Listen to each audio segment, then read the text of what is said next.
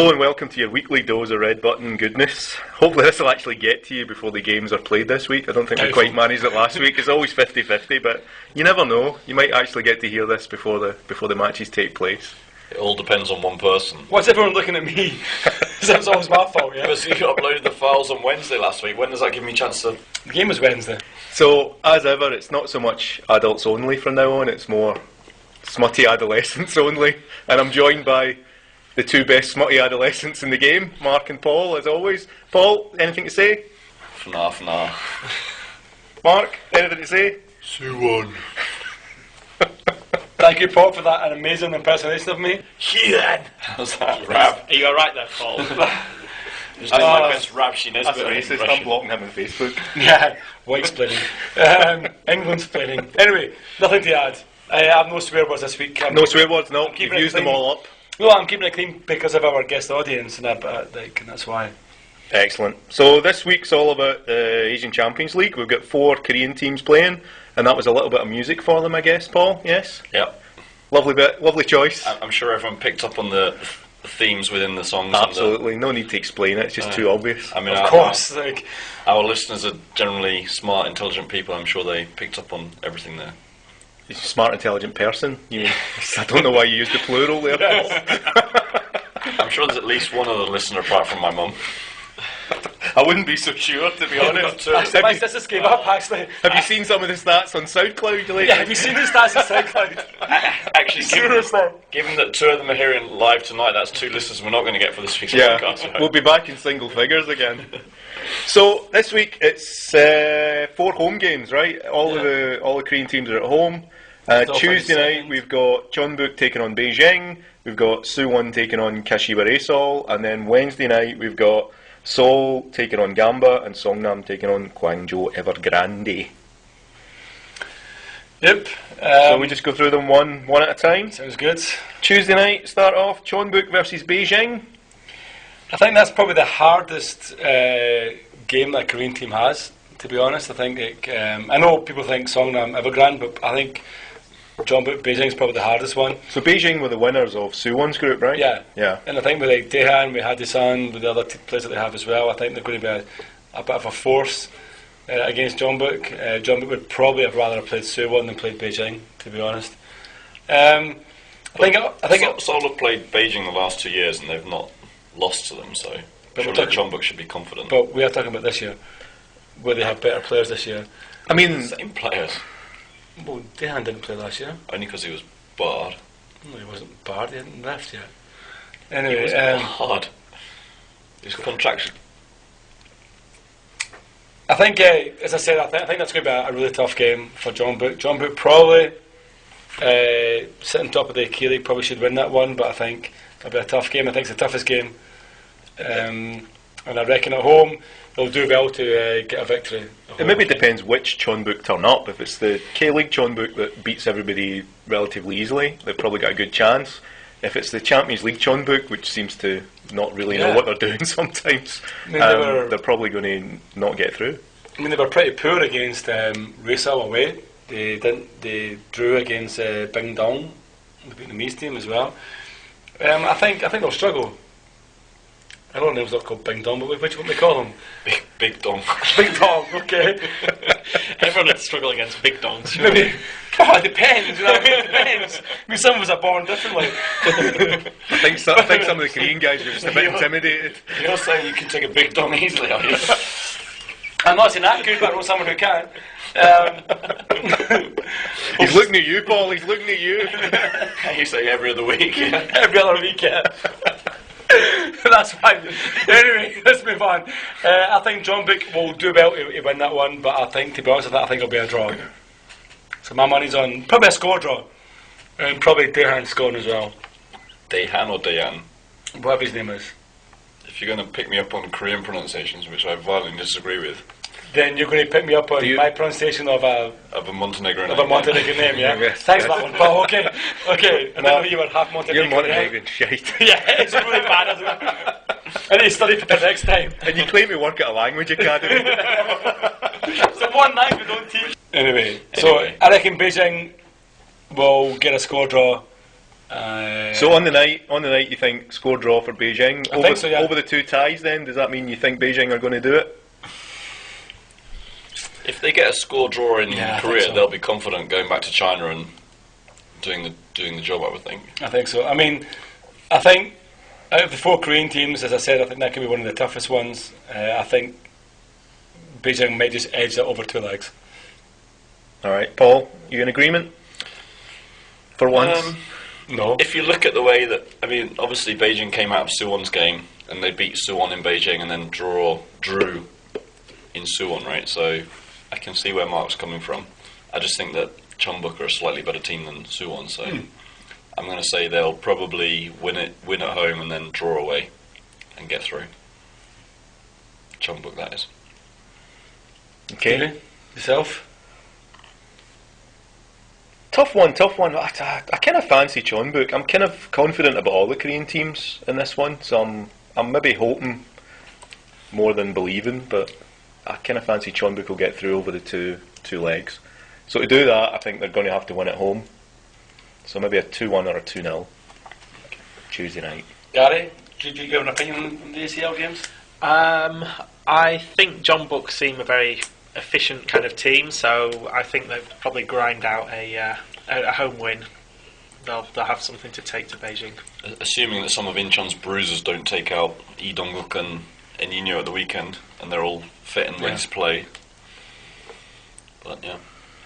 Okay, so that's the first one. We're relatively positive, I guess. Jeonbuk at least have got a good chance. Next one, Suwon. Mark, I understand you're getting your full force behind Suwon to go all the way to the final in this one in the ACL. Only so Giorgio Samras can beat them in the final, yeah.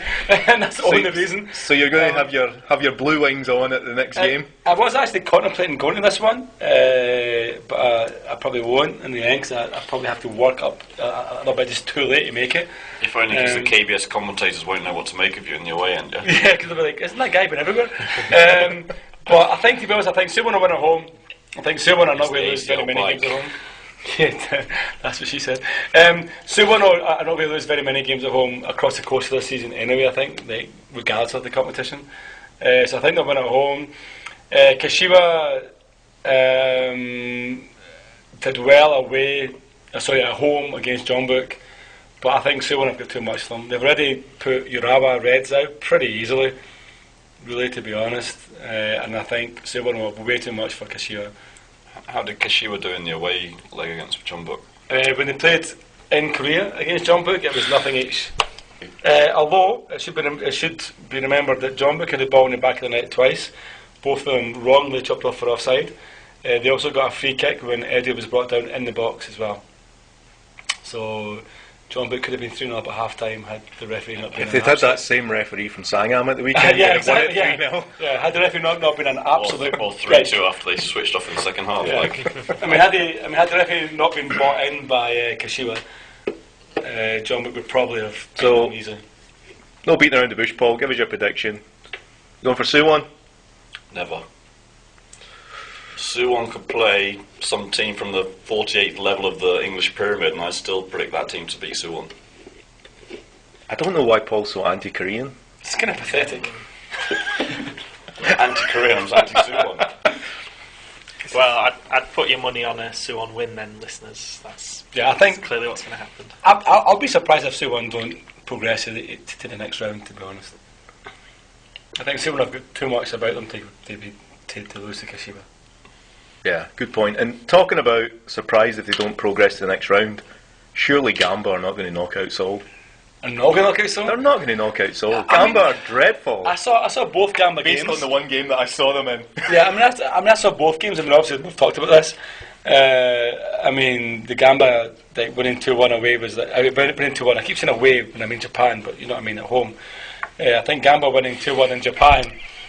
Does For me, it's away. anyone know what he means, For me, listener? it's away because I'm thinking from a Korean point of Please view. tweet us. What does Mark mean? I'll be quiet. I'll be longer 50 minutes if you keep it an arse. So basically, I was disappointed by Gamba in both games. How they won the J League, I have no idea. I think Seoul will put them out. There you go. That's my quick prediction. But Seoul are shit. But I think Seoul will put them out. Well, Seoul seem to have recently found a little bit of competence. in the No, they last two couple goals, of but weeks. they probably didn't cross the line. I would say that the away team or the opposition team have suddenly fallen Discovered apart. Yeah. discovered new lows. Yeah. Although, I mean, if I you don't look know. at- I think ever since I bumped into Che and had a chat with him, Soul have gone from strength to strength. When you wave which is at him. exactly the same thing that happened with Martin Rennie when I bumped into him at Anyang. So if there's any teams out there that are looking Can for I find a way to introduce Stuart Gray then? So that when together we're in the Premier League next year. all they have to do is just have a bit of a meeting with me. I'll say hello. And I'll say I am the rainmaker when it comes to wins in the K-League. Summer holidays, maybe you can tempt him out here. Yeah. Do some player scouting and I'd say my take on this is Seoul is that they were a bit under siege. They had a very bad start to the season and they tightened up away from home. They've had some good away results, but I worry about them at home because from what I've seen, the last few home games they've offered very little in way of an attacking threat. They're relying on the other team kind of capitulating, or maybe the referee just randomly awarding them a goal.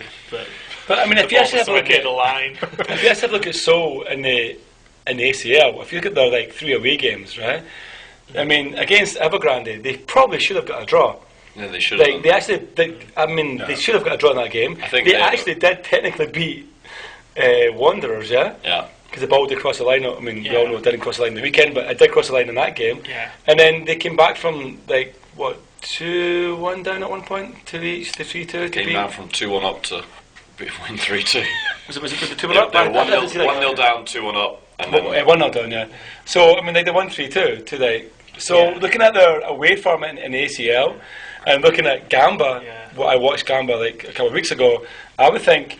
So the I think concerns the home leg. The onus Yeah. is on them to attack. I think so. I think as long as so finish the game on Wednesday night, like, without giving up an away goal. without giving away an away goal, as long as if so win 1-0 or nothing each, so we're through. Yeah. I mean, I do not rate Gamba at all. When Nah, when wasn't Chair impressed. came in, the Seoul team basically won every easy game they got, and whenever it came to a crunch time game, they lost everything. They lost all the super matches. They lost every kind of knockout tie, and he's basically flipped it around so that they can't win. They don't win sort of the run of the mill games, but when it comes to crunch, they do tend to do They well. lose 5-1 Yeah. and 2-1. Well, apart from that.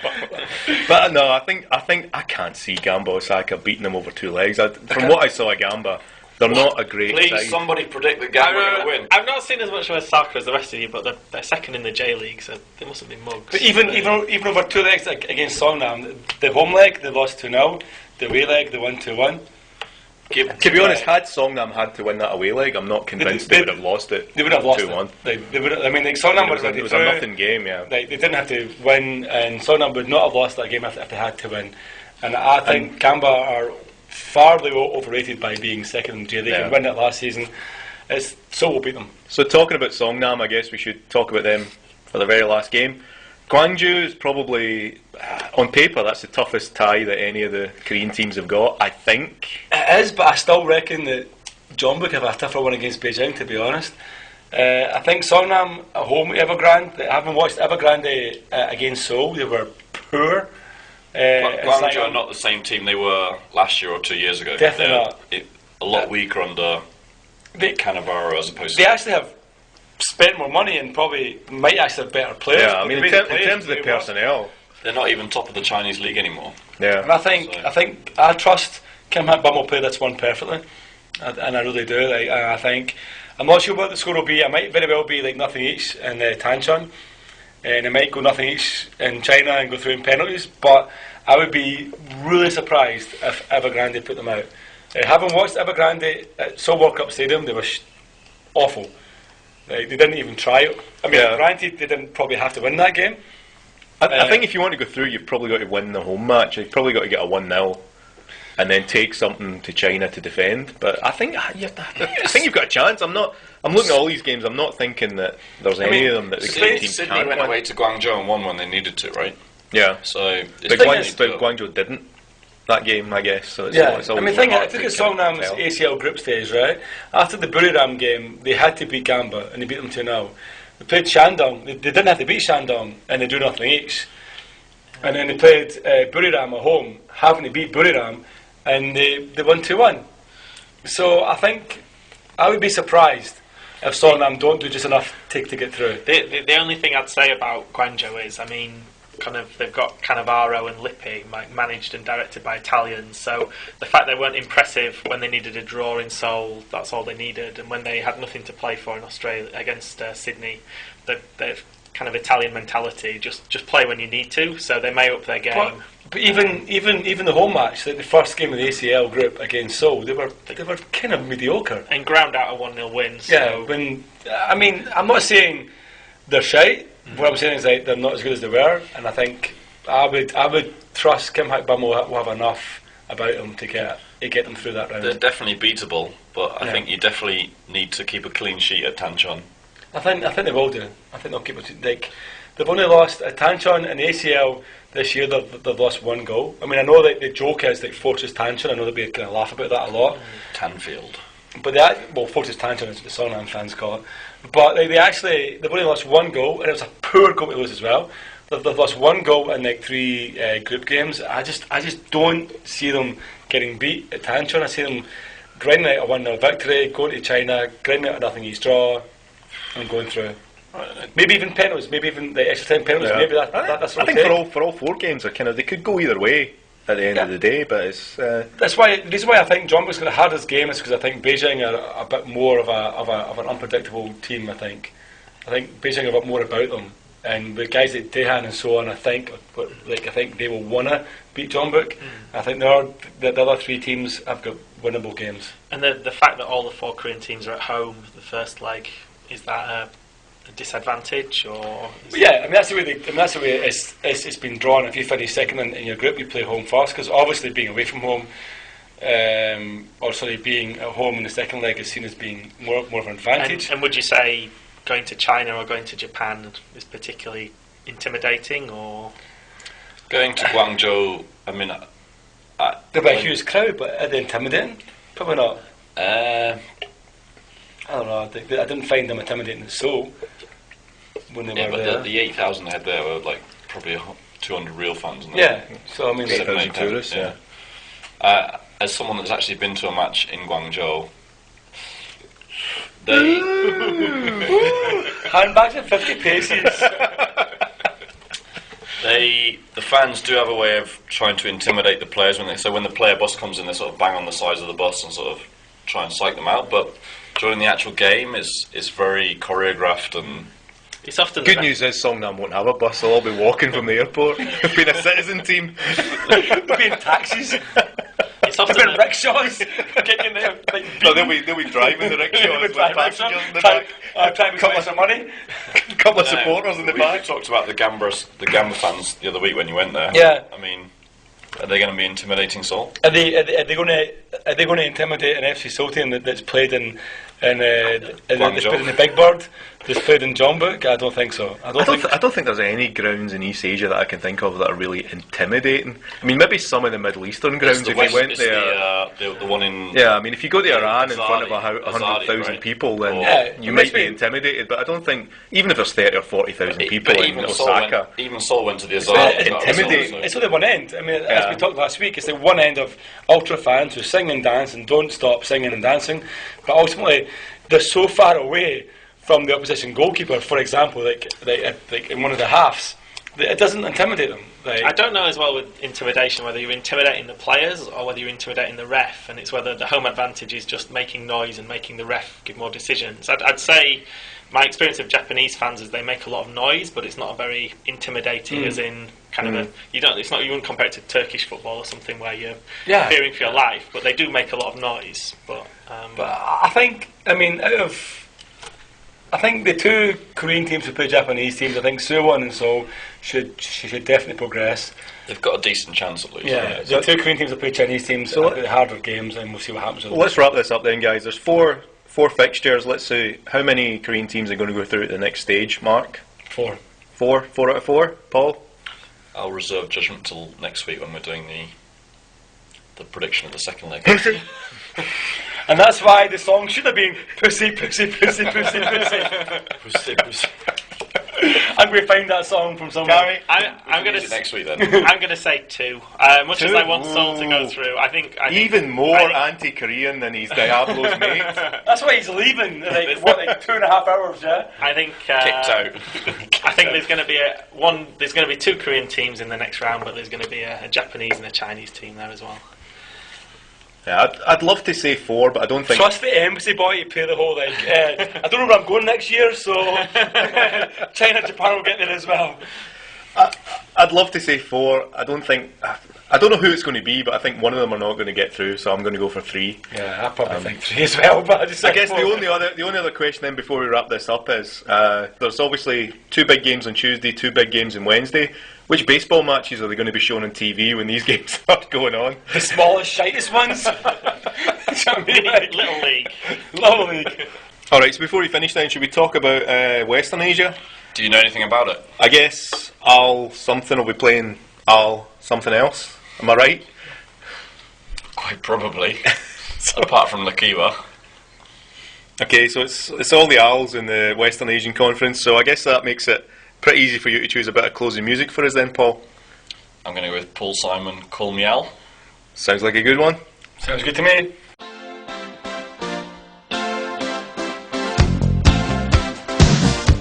If you'll be my bodyguard, I can be your long lost pal. I can call you Betty, and Betty when you call